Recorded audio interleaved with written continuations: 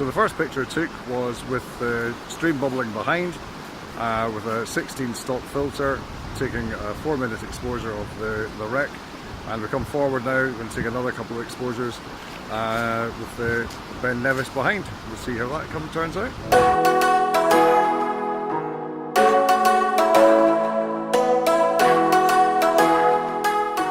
So there we have what is now quite a famous wreck near Fort William. It shows Ben Nevis in the background, which is Britain's highest mountain. So I think, yes, it would be better in the winter to see some snow on the top and give that idea of height as well. Now what I did with the first image, there was a little stream in front, so I took a long exposure to smooth that out. It's not the best picture because the stream, it's got mesh all the way across the boulders for some reason, so that shows through. I then cropped in on it, so I'm showing the mountain and the boat, and as opposed to the last picture I did here, this was closer to the boat. And what I don't like is we get the top of the boat breaching the top of the mountain, or to this case the side of the mountain. I'd rather the mountain was domineering and showing its height by being within the actual boat, or being over the boat. Once the boat's over the mountain, it loses that idea of height. So I think in future, if I go back, I'll be staying the other side of the little burn and making sure that mast stays low in the picture. So what I haven't said is what the accessibility is for this. Now obviously it's on a beach. It's unlikely to be wheelchair friendly. Depends on the wheelchair that you've got. As for walking, it's actually quite easy. It's not bad at all. I would say it's an easy walk for most people. There's a path that goes quite close to the beach itself, and then you find a little bridge and walk down the side of the bridge, and you're literally at the boat itself. Now I'll show you where it is on Google Maps rather than try to describe it. I'll do that at the end. You need to cross a canal to get to it. Do that by foot. Just a short walk. I mean, honestly, it's a couple of minutes, so I would say accessible for most. So the plan was to get to the classic shot of Buccleuch Moor with the waterfall, just as the sun was coming round the back of the mountain. I've got a nice starburst shot, a bit like we're showing just now. Fortunately we missed that because it took too long of the boat, and one thing that you can't stop is the movement of the sun. So by the time we finished at the boat, we realised that we're going to be 20 minutes late. So we've reset up and I've decided to take a little picture with a foreground of the flowers, the sort of cottony things, the grass, and then have the mountain in the background. So that didn't actually work out as planned.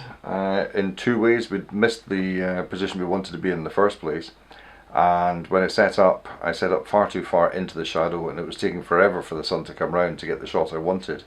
So what you saw there, I actually moved on from that to another position, and then eventually decided to hang with this and move closer to the actual shadow edge, which makes a lot more sense.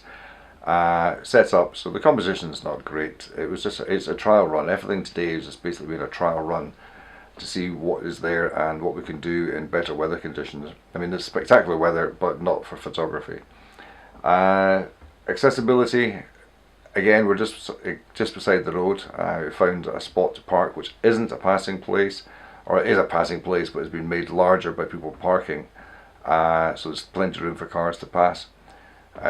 Don't pass in parking places, and don't park on a bend, because we've thought about that. I looked at it and then realised this is a bad idea, and then the first car to come through was an Audi, and he was absolutely hammering along that road. If I'd been parked in that bend with another car coming, he would have hit. So park safely, walk up and take the pictures. You're walking through heather and bracken. It's hard going, and watch out for the insects. Most of you, of course, be aware of the incredible, wonderful midges that we have.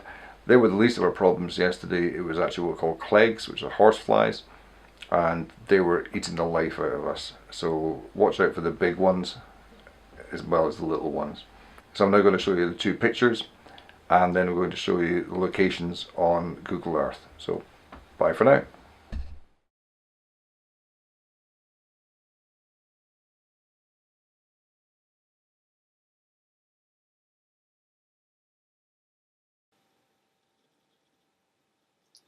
So this is us zooming into the first viewpoint that I showed you from the car, and it's Loch Tulla.